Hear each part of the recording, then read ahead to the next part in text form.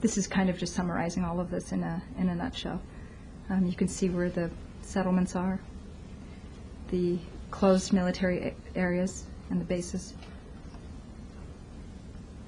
the nature reserve areas. Now, nature reserve areas are considered off limits for Palestinians because they don't believe in nature. No.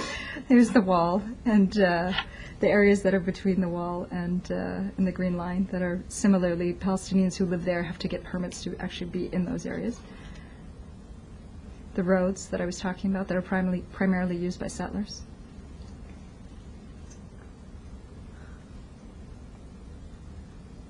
And you're going to see some of the checkpoints, I think, come up now. And here's the system of closures.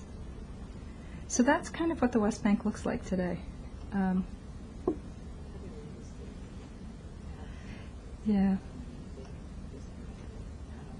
There it is, without all of that stuff. That's what the system of that's what the West Bank looks like today.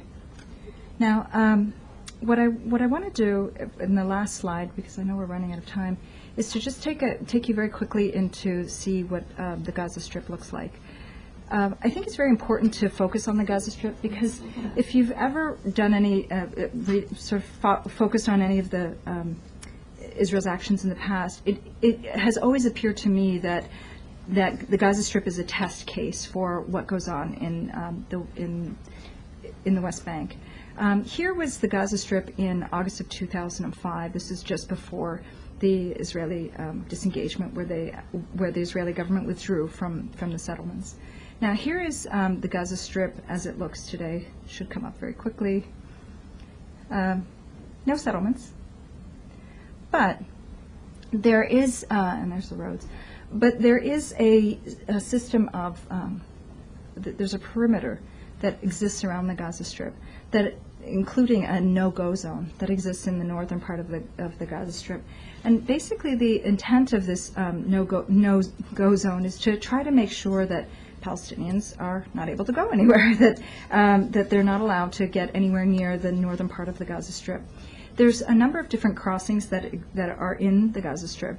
And but yet, despite the fact that there are all of these crossings that are in place, what you're going to see is some of the data in terms of what has happened since Israel has actually withdrew from the Gaza Strip. Now, it's important to keep in mind that although Israel withdrew from the Gaza Strip, it didn't cease its control over the Gaza Strip. And so everything that Gaza needs is still imported in by Israel.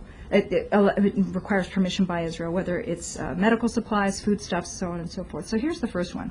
Erez is generally the crossing for people, and you can see that the figures from back in 2005 to what it is current day, how there is virtually no movement of Palestinians going into Gaza. The second is Karni, which is the more important one. Karni is the crossing point that allows for imports and exports, including medical supplies, humanitarian supplies. You can see how it's completely tapered off. And then the third one is Rafah crossing, which is where Palestinians travel to go to Egypt and to the rest of the world.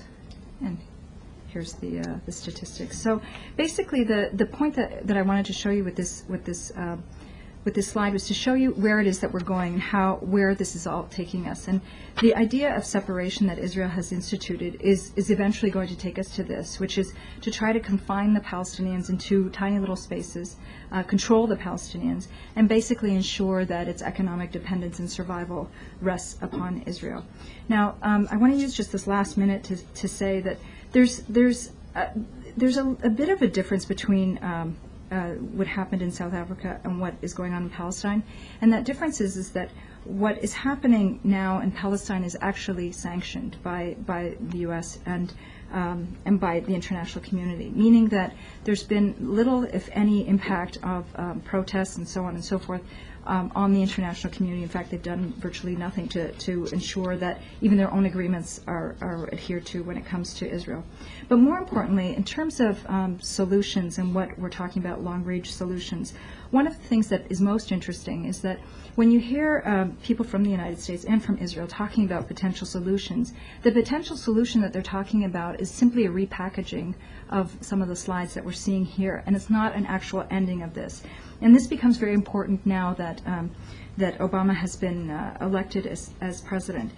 He's been elected as president, and he's not going to be handed a peace agreement when he comes into office. There isn't going to be a piece of paper that he's going to preside over and have a nice little signing ceremony. Instead, he's going to be faced with this reality, and the question becomes whether his administration is actually going to do anything to change this, or whether they're going to continue the institutionalized framework of making sure that what the solution is actually begins to look more and more like this. So I just want to leave it there because I know we only have about 10 minutes left for questions and answers, and thank you.